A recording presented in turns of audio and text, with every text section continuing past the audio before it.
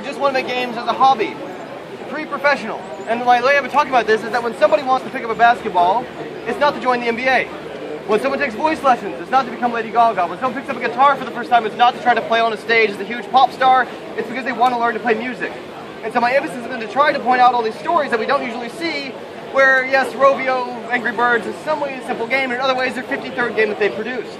That Notch has been working on games since he was 8 years old, and for a long time before he was professional, it was something he did because he loved it. And I'm trying to create more space for people to recognize that if your games don't go commercial, that's fine. You didn't fail at it any more than somebody who wants to take dance lessons, karate lessons, play baseball on a team, didn't fail at it but not becoming professional. It's still a worthwhile activity. It's still enriching. It's still a great way to learn new skills, to meet new people.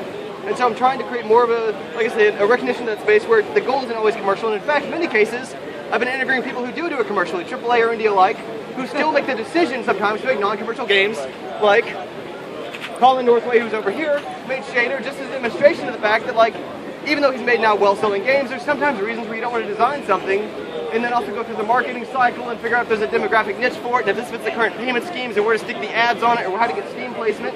Instead, it's like something where, you know, another guy interviewed, I think it was Matt, what's the Gilgenbach, proposed to his wife with a game. Like, you're not going to commercialize that. And so I've now helped a whole bunch of different students. I'm always trying to find ways to help more people who aren't just students, people in different areas of their life, different times in their lives, how to structure projects that are zero budget, that can be fit around the rest of their life schedule, the rest of their day job, the rest of their work, the rest of their family commitments, that are multi-month, that aren't just a 72-hour game jam, which is nothing wrong with game jams, but it's a very different discipline than having a multi-month teamwork project where you can kind of iterate on it, sit on it, think about it, experience some films, go back to your life, try some of the things, come back to it, and keep feeding back into the game. And so, like I said, I just want to help more people do that all over the place. If you have any questions about how to do that better, I want to help answer them. One of my emphases is that no question I think is too naive that we should disregard it. Lots and lots of people out there are stuck with questions that they try to ask other people and they get dismissed. And they're like, that's a crazy question, that's a silly question. And I think that, no, in fact, because of the internet, we should answer every question they have for us. And if there's either a good answer we can point them to, or 8,000 other people have the exact same question, for God's sake, sit down, take the time to write it, not just for that person, but for everybody else who's wondering the exact same thing. Because somebody thinks it seems obvious, maybe to someone who's already in that position. For everybody else, like, that's what's holding them back, that no one actually explained how to use a terminal, and that sometimes for certain programming tools, that's useful to know. In addition to this, of course, it opens up the increased options for the kind of games we design. So one of the things I studied when I was in academia, which I'm now on my way back out of, is the way that various economic models influence the styles of games that get designed. So people have been very aware of this more recently with free-to-play, with things like in-app purchases, with things like Facebook games. So certain games get favored in that space. That's always been true. My brother and I grew up playing Marble Madness and Bubble Bobble, co-op games on Nintendo Entertainment System. They were co-op because they were clones of arcade games, that because in the early 80s it was more difficult to generate the coins, so they decided that co-op games in the same space ate twice as many quarters for the same machine. That's why those games existed. Those 4-player games we all loved with X-Men and with Teenage Mutant Ninja Turtles and The Simpsons, with 4 players walking to the right, beating the hell of everyone in the streets, that are relatively easy games.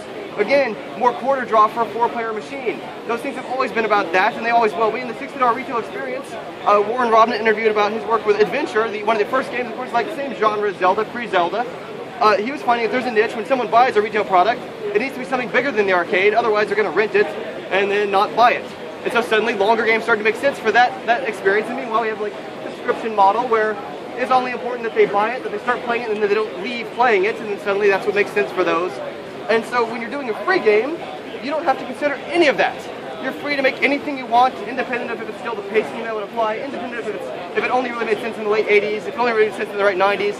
And one of the things I picked up on too is the way we use art as clues for what kind of history we're pointing to, because people realize that, yeah, we use pixel art because we're lazy, we use pixel art because we're not trained artists, we use pixel art because it's fast. Also, it's a clue that when you play a certain game, this is kind of like put yourself in a mindset of Commodore 64. Put yourself in a mindset of like, this is an arcade game. It's an instrument we have to point players to, like, don't treat this like a PlayStation 2 game. That's not the kind of thing we're going for.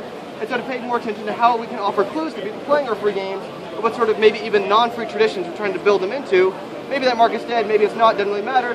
When you make it for yourself, the fulfillment comes from, I completed this project I'm proud of, I helped it evolve and increase some other people's skills. Maybe the next time, it'll lead a project I can be a part of and then dabble in some of these skills of my own at a non-professional level. I think it's worth doing, want more people doing it. That's my deal.